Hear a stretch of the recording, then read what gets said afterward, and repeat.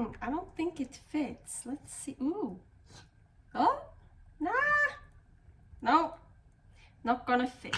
So, okay, now I created a vacuum. How the fuck do I get it out?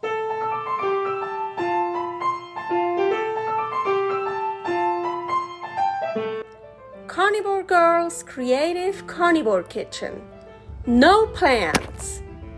No dairy. The next level cooking show. Carnivore recipes with meat, fish, seafood, eggs, gelatin, flavored seltzer, water, and salt.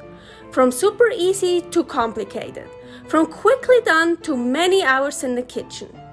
I always say everybody's body and brain are different, and you gotta figure out what works best for you. The carnivore lifestyle has tremendous benefits, healing effects, and is the best elimination diet. There are many different ways how to do carnivore. I found a way that momentarily works the best for me. In this cooking show, I'll show you it doesn't have to be boring and can be very creative, delicious, and fun. I already created so many carnivore recipes on Instagram at karnivorgirl. And I have this never-ending list on my phone with tons of ideas. My brain is a gift and a curse. Have fun with this episode! Welcome to my Creative Carnivore Kitchen. So, I'm Carnivore Girl, and today another episode of jarring for emergency food, travel food, when you're sick, when you just don't have time to cook, just pop open a jar and eat it.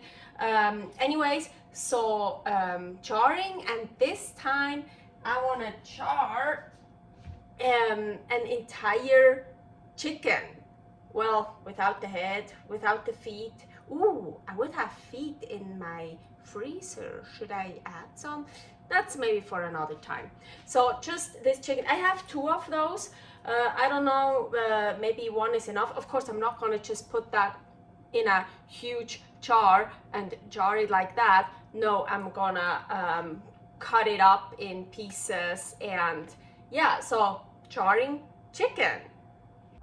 So I didn't do that at the very beginning of my jarring adventures, but now every time what I do first is like all the rings, yes, I reuse them, so that's why they look like this, new lids, and the jars, of course I reuse those. They all, I wash them by hand, then I put them in a dishwasher, so they are clean, they are washed, but they are just somewhere laying around, well, standing around, and didn't get used. So now I'm gonna sterilize everything. So I just put all of that in here.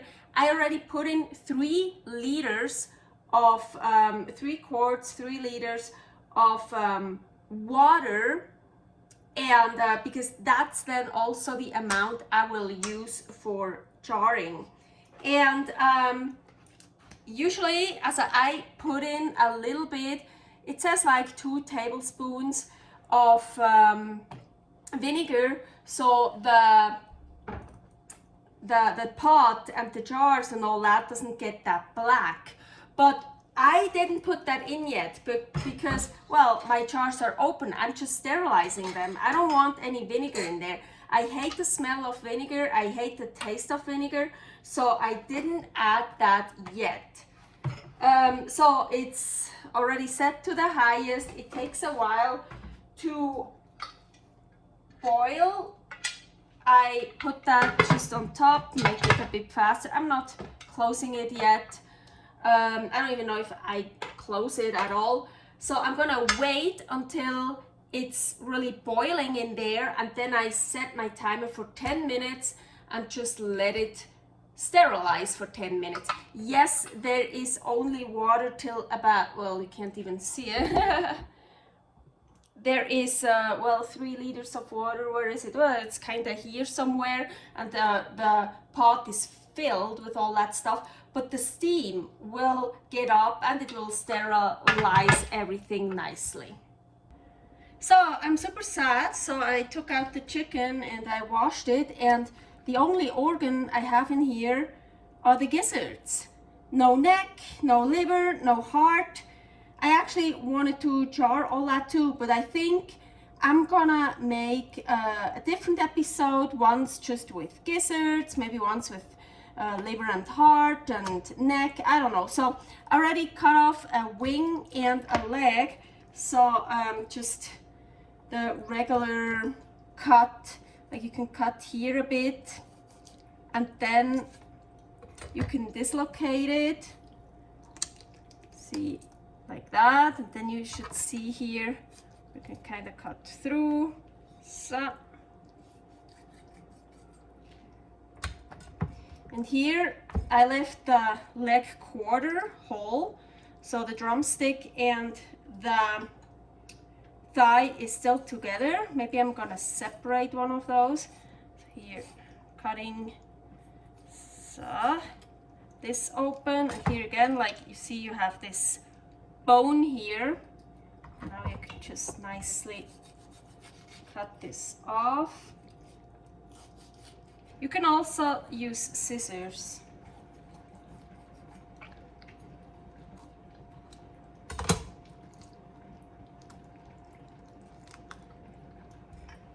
I'm just going like through the ribs here. So.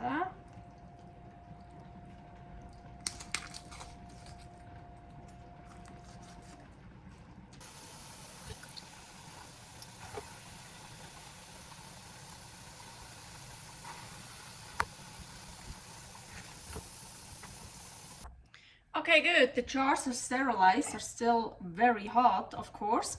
So I actually wanted to put in a whole leg in one jar, but I don't think it fits. Let's see. Ooh.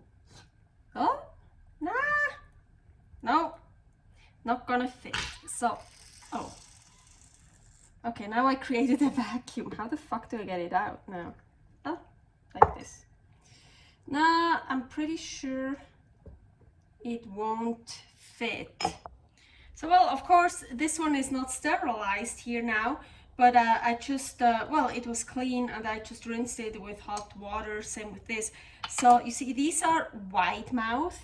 So this is not a wide mouth, so I'm not really a fan of that. I use those for, when I get raw goat's milk, I get it in here. So, but I think we could actually try just one.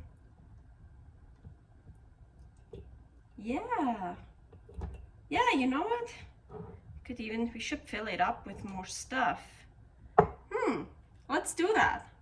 So for a quarter leg, or how do they call that? A quarter leg? A leg quarter, yes, you need a bigger jar. So let's continue with those pieces here. So I have a, I really wanted to jar. Oh man, that's not gonna work. Well, this for sure, yeah. And wing, I could actually put both wings in it, but I don't know, maybe I wanna, no, yeah, let's put both wings in it. I mean, you know, you do whatever you want. You could, this I'm probably gonna fill up with chicken breast. You can do just one wing and fill up with other stuff. I think I'm gonna leave here 2 wings. I'm really sad. I also wanted to jar drumsticks. Oh, look what I found. One jar, a bigger jar. So these are pints. So then what are these? I don't know how you call these. I've no idea. But a big mouth. Ooh, one big mouth jar. Ooh, what should we use that for? Can we put the whole back in it with the burtsu? Burtsu, the tail, my favorite part. Let's see. Maybe we have to break the back. Ooh, I don't think ooh, yeah. These are some ribs, I think. Hey, yeah, let's put that one in here. It's kind of fun, you know, it's like experimenting. Ooh, so it's really fun. That's actually all I have left here.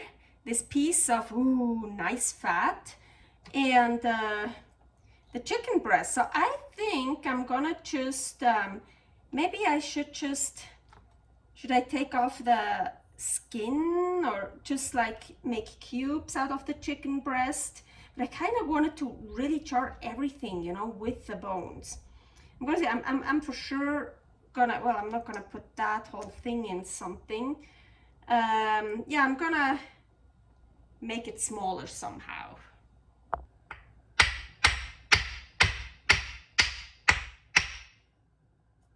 It's a good way, a trick how to get through bones.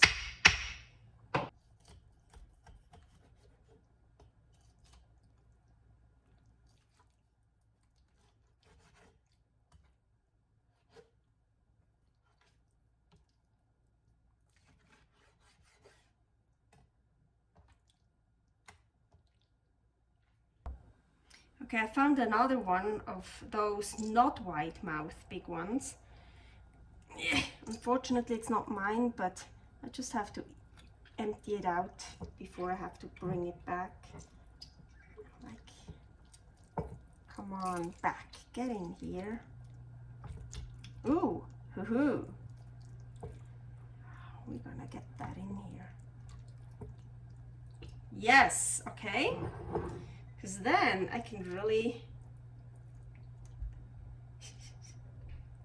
just take, pretty sure, come on, yes. Ooh, well, let's put that one in here. So I cut the bones here out, and here too there's also some bone in here, and you know, bones give you bone broth and are very healthy, and also all that meat here. So I'm just gonna, I have a lot of bone. I don't know, where should I put those in? And I left these, you see, I have like big pieces on purpose. Usually when I char chicken, I use chicken breast and cut it in cubes and jar it with other stuff. But now I kind of want to leave these big pieces. Just, the skin is just wherever it is. So I'm like, this is not like nice, pretty stuff. I just put it in. Yeah, oh, that's perfect. Here, put that big one to the leg quarter here. So yeah, I think that's good. That's pretty full. So anyways, here, I still haven't decided yet where this super delicious piece goes. I get, well, it was quite a big chicken. So I get 4 jars, 3 big ones, 1 pint one. Okay, these are 2 whole chickens I put in jars here. So actually, what I read is for like chicken drumsticks, chicken thighs, you should leave 1.25 inches of headspace.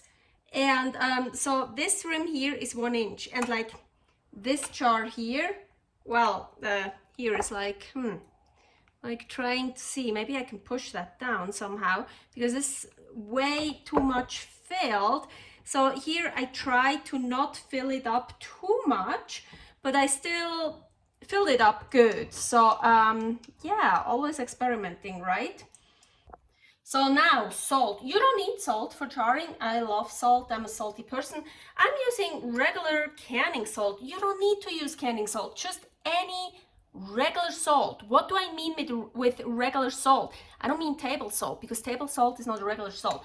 Just salt with no anti-caking agent, no dextrose, no nothing. So just pure salt, whatever, sea salt, Himalayan pink salt. So I'm just gonna, I usually never put enough salt in the jar. So now I'm gonna try to put more.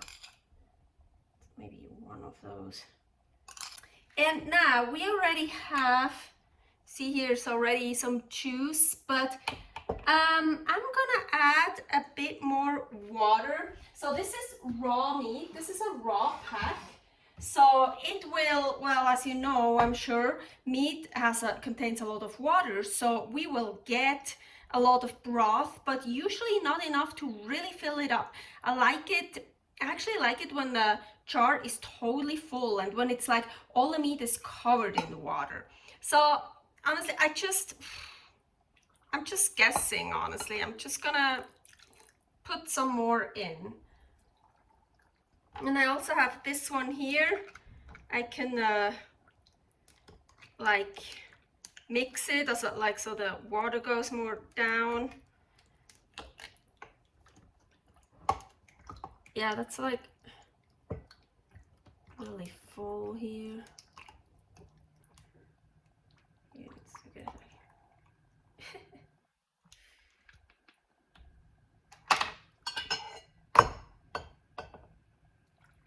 Okay, let's try this and let's see how it turns out.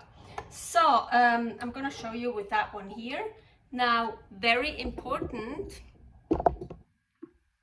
I have here a fresh towel. This one here is damp. I'm gonna clean the rim here of all the salts and everything. So now dry part, clean it again. So you really want this clean to get a good seal.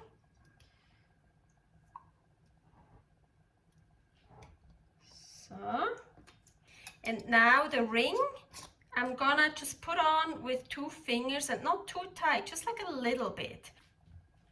And I'm gonna do that with all these too.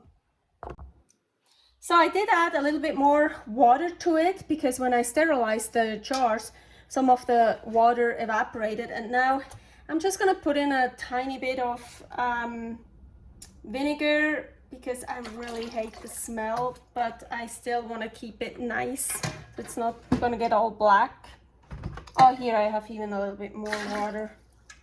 So now, oh, I've never jarred big jars, so usually I can put 1 pint jars, wide mouth, 8 of them here, and then I put this great thing on top, and I can put another 8 on top.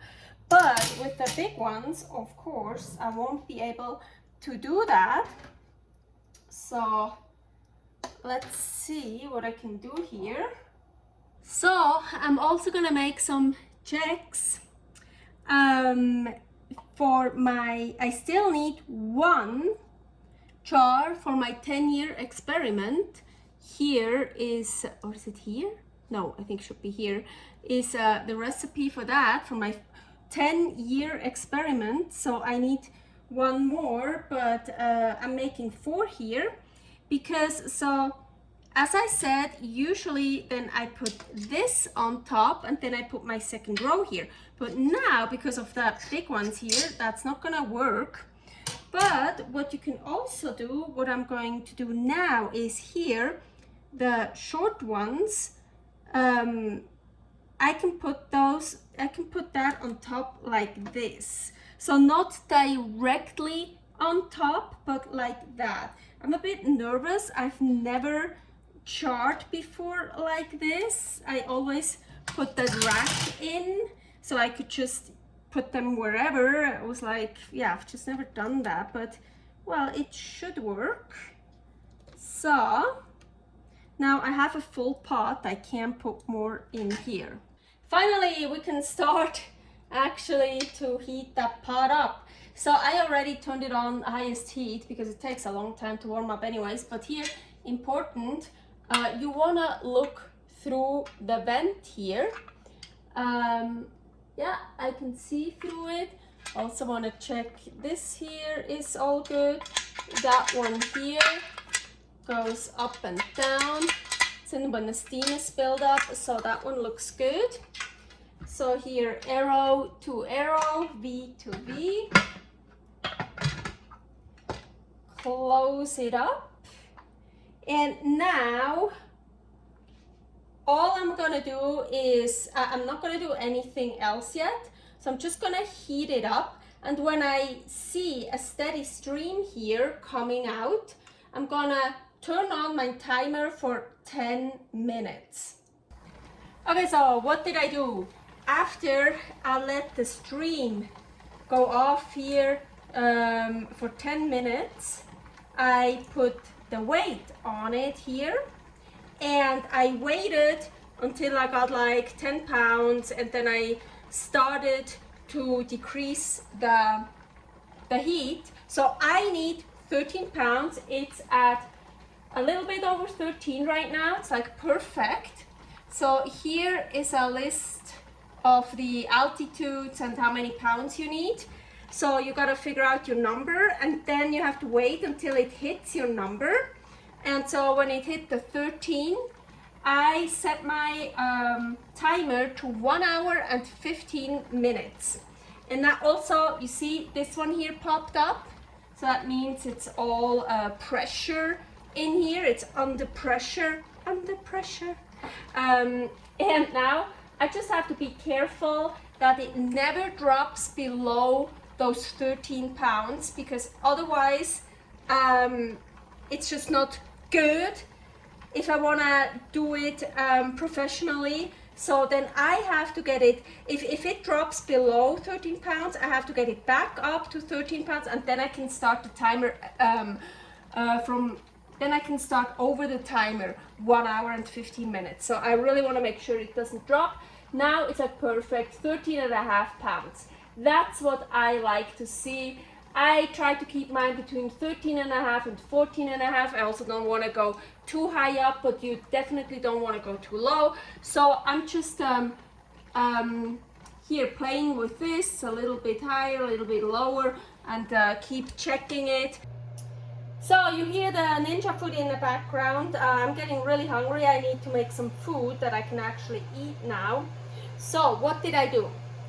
So after those 75 minutes, 1 hour and 15 minutes were over, and it was always over my 13 pounds, I turned off the heat, and I just very carefully, like from over there, that was my heat, so that was the stove that was on. I very carefully just took it over here, so off the heat, and just left it there. So it was still closed, I left it there. So I waited until the gauge was completely to zero, and this one here came down all by itself. So when this happened and this happened, I took the weight off. Then I waited 10 minutes. Then I opened it carefully because the steam and it's hot, so I opened it like this. And then I just left it again for 10 minutes. And then I took that, so I could take the jars out. And so I placed them here. So let's do some handheld really quickly. Look, do you see that? It's still blubbering, boiling. Ooh, look at that nice fat. So everything looks really good. Also, I really like it. They got really full, like under the rim. Not that one, not so much. But I'm really happy what I see. Also, my checks, for once, I don't know about that one, but I didn't get any explosions. If you've seen my other jarring videos, I always got explosions. First time, no explosion. So I'm super happy about that.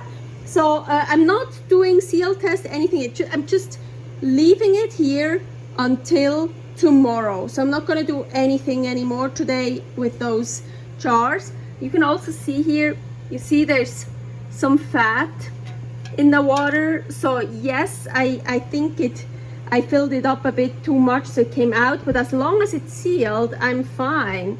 So yeah, we'll see tomorrow. So it's the day after, and I already did almost all the work except for one, so I can show you. But really quickly first, two of the checks didn't seal up. That's okay. I love checks, eating those.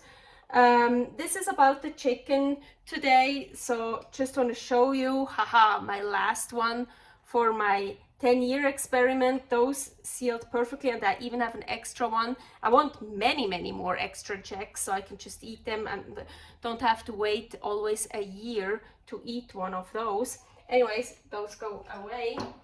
Okay, now here about the chicken. So what did I do? Here I took off the ring, very important, because you want to know if it's sealed well. Then well, it's a damp cloth here. I cleaned it.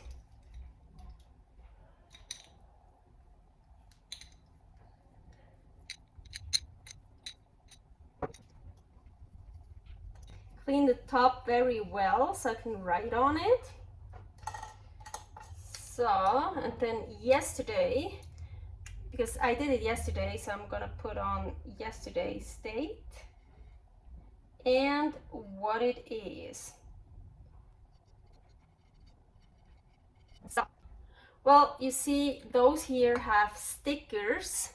That is because those are actually not my jars. I have to give them back, so I don't want to have to clean these, so I can just take the sticker off. Very important. I hope it's going to work with that one too. So the seal test. You see here is the lid. The silver part here is the lid. And so I'm gonna hold on to the lid. Just the lid, not the jar, not the rim.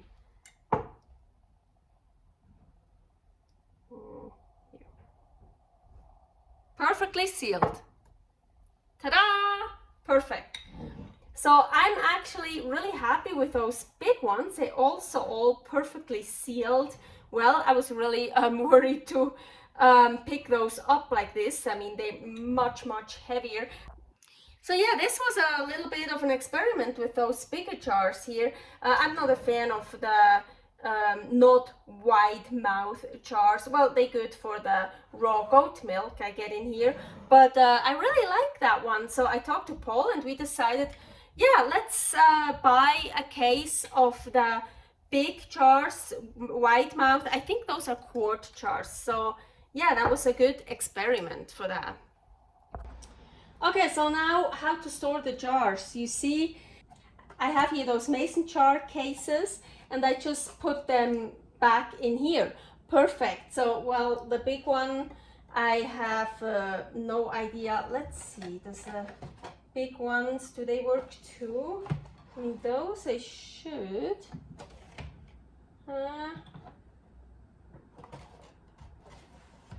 I don't think, well, if I don't fill it up, but I don't think I can, I think I just store them separately. I mean, I only have 4 of those. And now, well, yeah, I have many more. These are just 2 to show you. And what I like to do is I put them on top of each other. It says you can do that up to 3, that's safe. I don't like to do more than 2 because then the weight is all distributed all over it, so that's totally fine. You never wanna actually store it like this on top of each other, because if this seal breaks for some reason, then that jar would just push the lid back on it and then you don't see that it goes bad. Otherwise, if you just have it like this, if it breaks, you will see mold, you will see that it goes bad. And I mean, if it's bad, we want to see it, that it goes bad. But so this I think is perfect for storing, and then I just put them somewhere. So I do up to 2. And yeah, so here I reinforced them when they not everywhere, just where it starts to get loose, I just put some duct tape over it. So perfect. Thanks for watching. If you try out this recipe, please tag me and let me know how you like it. Subscribe, share, like, comment, follow me on Instagram @karnivorgirl. See you next week in my next episode of Carnivore Girl's Creative Carnivore Kitchen. No plants, no dairy. the next level cooking show.